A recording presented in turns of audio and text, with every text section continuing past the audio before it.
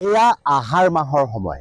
এতিয়া প্ৰত্যেকজন চহা কৃষক ব্যস্ত কৃষি কৰ্মত। কিন্তু আজিৰ পথাৰলৈ আহিলে তাহানিৰ ভাল লগা এখন ছবি দেখিবলৈ পোৱা নাযায়। অৰ্থাৎ আমাৰ পথাৰবিলাকত এতিয়া গৰুৱে হাল নাবায়। প্ৰত্যেকৰ ঘৰৰ কৃষি কৰ্মত এতিয়া ব্যৱহাৰ হয় ট্ৰেক্টৰ। সেই যেন আনন্দপূৰ্ণ অতীতবিলাক বিচাৰি আজি যেন পথাৰখনেও উচুপি উঠে।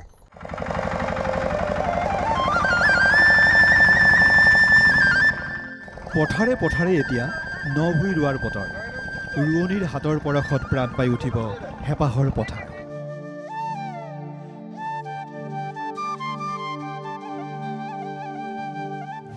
কিন্তু এই ব্যস্ততাৰ মাজতো লখিমপুৰৰ পথাৰত আজি নাই পূৰ্বৰ সেই হৃদয় জুৰুৱা ছবি।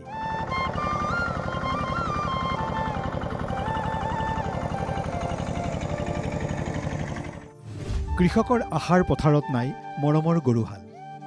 এয়া লখিমপুৰৰ ৰংপুৰীয়া জৰাধৰা গাঁৱৰ পথাৰ। যি পথাৰত এতিয়া গৰুহালৰ খোজ পৰিব লাগিছিল, সেই পথাৰত এতিয়া কেৱল যান্ত্ৰিকতাৰ কোলাহল।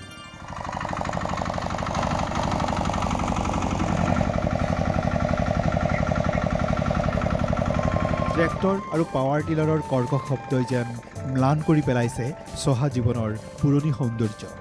আগতে য'ত কৃষকে হাঁহি ধেমালিৰে গৰুৰে হাল বাইছিল, আজি সেই পথাৰত পাবলৈ নাই এহালো গৰু। খেতি আজি এতিয়া আধুনিক যুগ হ'ল।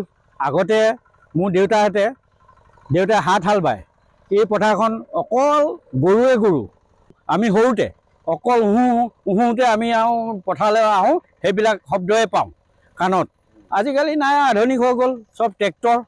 পিছে কিয় হ'ল এই সলনি? ই ইচ্ছাকৃত নহয়, ই কৃষকৰ বাধ্যবাধকতা।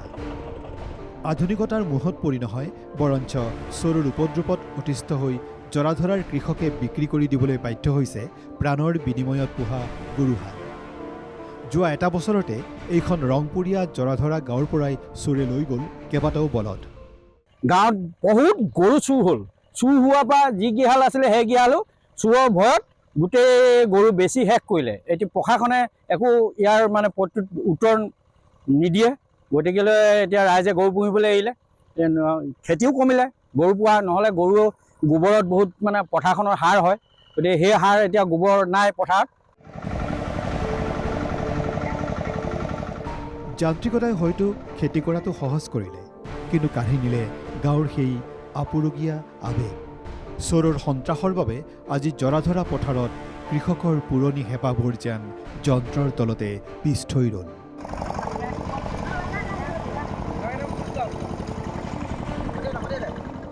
লখিমপুৰৰ পৰা হেমন্ত বেজৰ ৰিপৰ্ট, NKTV+।